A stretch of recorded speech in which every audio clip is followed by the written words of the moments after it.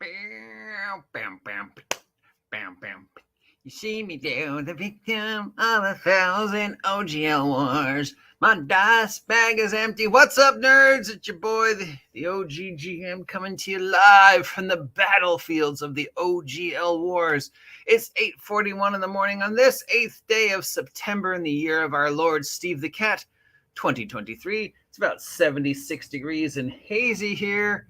And it is Friday, which means it's Friday. We took a look at all the victims of the OGL Wars, including two new contenders have stepped in to fill the holes. If you remember, just in case you don't, January, OGL, Wizards of the Coast, all these people went, you Wizards of the Coast, we're going to make our own game. And of all those, most of the people who said they were going to do it still have yet to actually show us a game.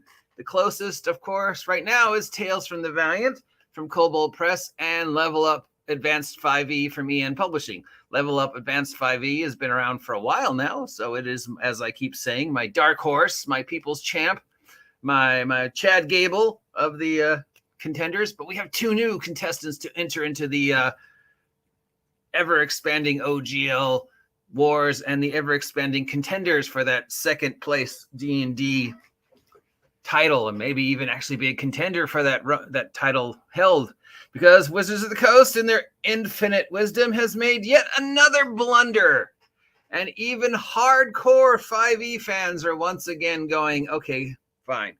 That's not to say there aren't people out there who are still defending Wizards of the Coast, and I'm not talking about Scott. There's actually a few others out there who are either defending Wizards of the Coast statements, or the best they can do is say, well, you know what, you can just stop complaining because, this is just going to happen.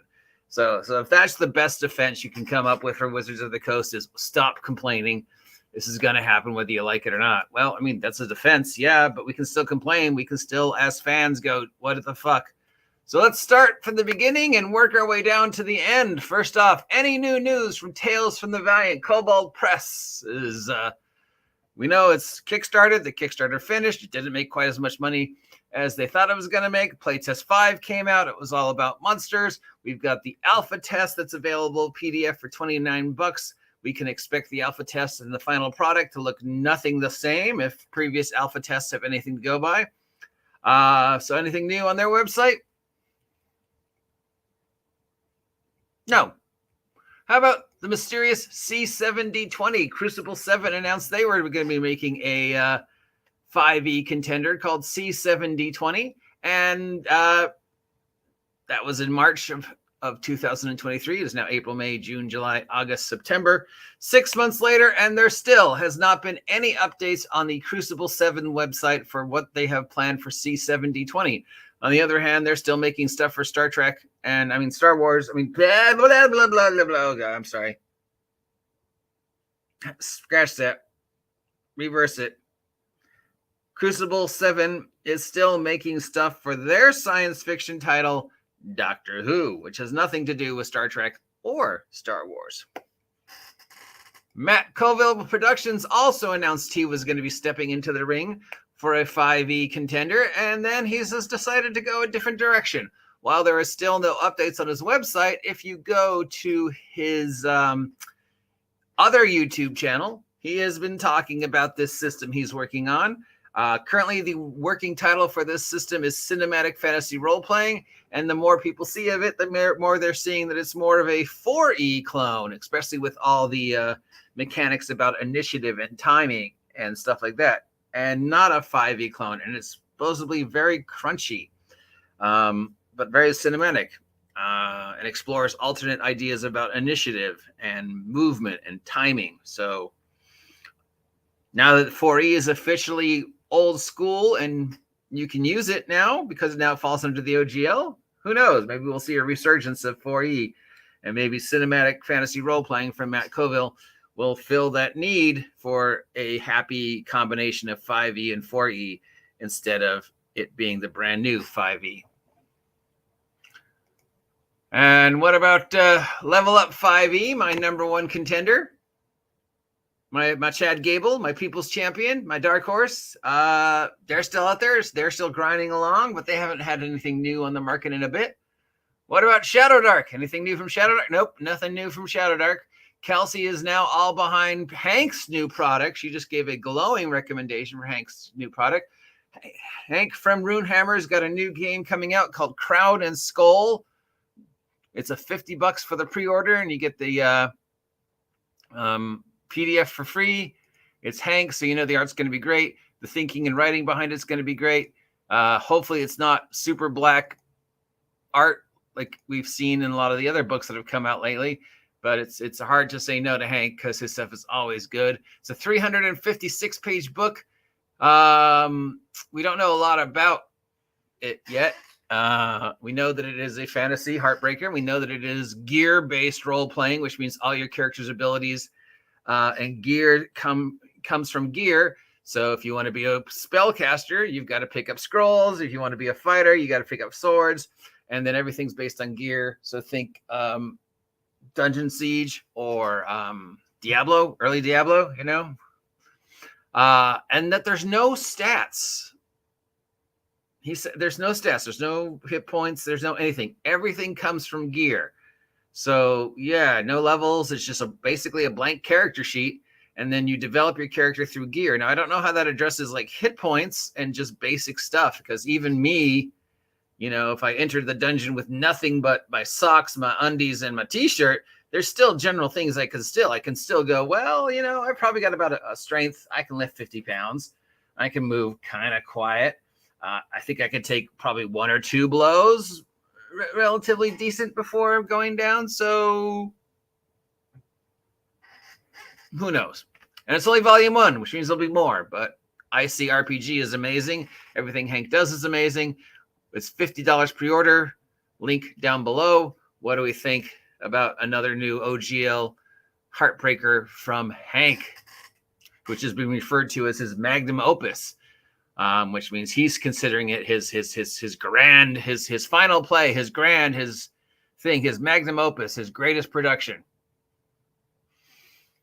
Finally, Dragonslayer RPG from Greg Gillespie had a cease and desist handed to it, which means currently it is in limbo because a creator of another game has asked Greg to remove everything that Greg copied and pasted over to his game from this other game. So the creator of Swords and Wizardry, one of the original OGL OSR retro clones, announced that they were going to be making a new version. And then it's starting to slowly manifest at the beginning of the year. And that creator feels that a lot of the stuff in Dragonslayer from Dr. Greg Gillespie looks very similar to stuff that he has made. So he has filed a cease and desist. Please stop. You can't make Dragonslayer anymore until you remove the content that I think looks like my content. And then they'll go to court and people will get involved, and a judge will say either, yes, that is, you are violating his thing, so either pay him or stop using it. Or the judge will say, no, this is public domain shit. You know, there's only so many ways you can make a random table, dude. So yeah, no, he's not copying you just because it looks the same. You know, it's collective unconsciousness. It's the same but different. So we'll see what happens out of that. But as of now, even though it's been fully funded, it is in a holy pattern. We've had a couple reviews from it so far. Doesn't really seem to be reaching as well as I think some of the people expected. I guess Mr. Gillespie has a bit of a rep that I was not aware of.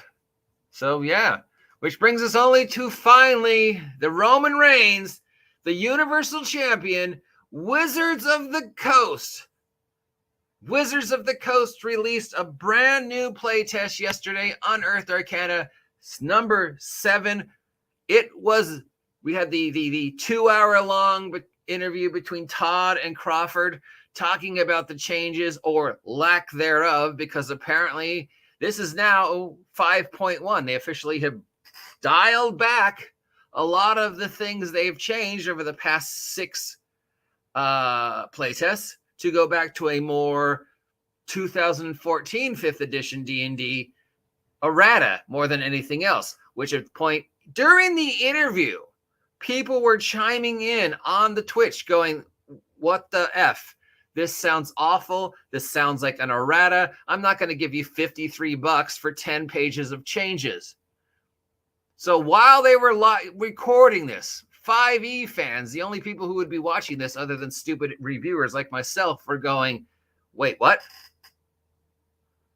And since then, the only defense I have seen, I've read the review, I've looked at the videos, the interviews, and I've seen all the comments, and most of them are pretty much innocuously like, well, then why do we need this?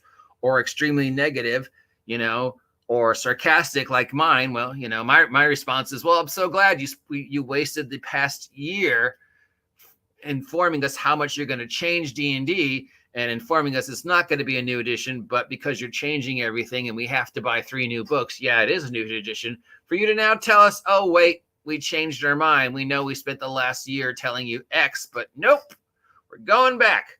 Well, if you're going back, then why do we need a brand new edition in 2024? Why do I need to give you 50, 60, 80, $100 for a new book when you could just do a 20-page errata book and charge me, I don't know, $20? So we're going to take a look at the playtest changes in a separate video because that would take way too much time. But congratulations, Wizards of the Coast. You have yet again managed to make yourselves the laughingstock of the industry, alienate the few fans you have left, and prove idiots like me right.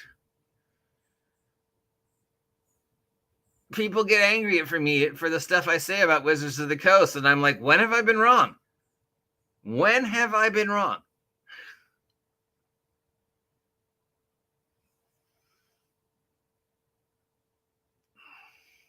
For somebody who doesn't have any experience in the industry, I feel like I have a lot of experience in the industry, Carney Mark.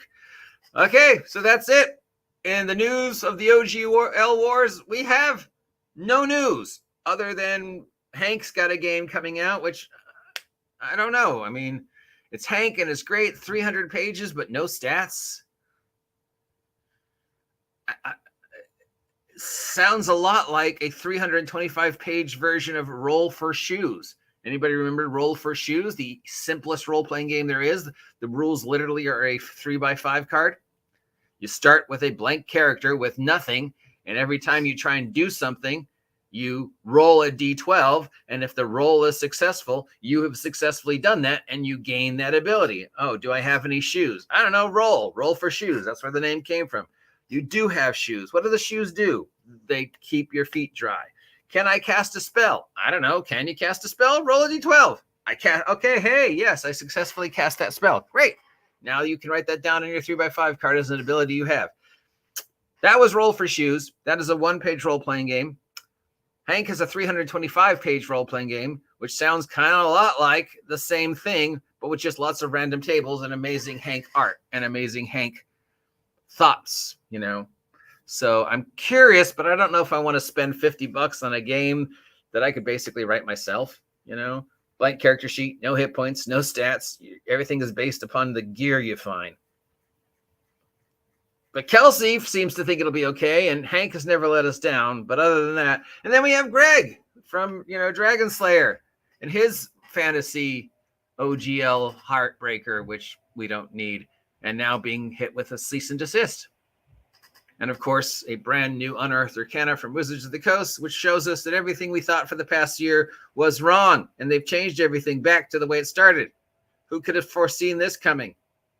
Who kept saying that the final version is not going to look anything like the initial playtest? I don't know. Must have been someone, some idiot, uneducated, inexperienced, mediocre, goofball, white belt, scrub DM said, yeah, it's going to look completely different. Wonder who that was. Can't help thinking. I feel like somebody said that.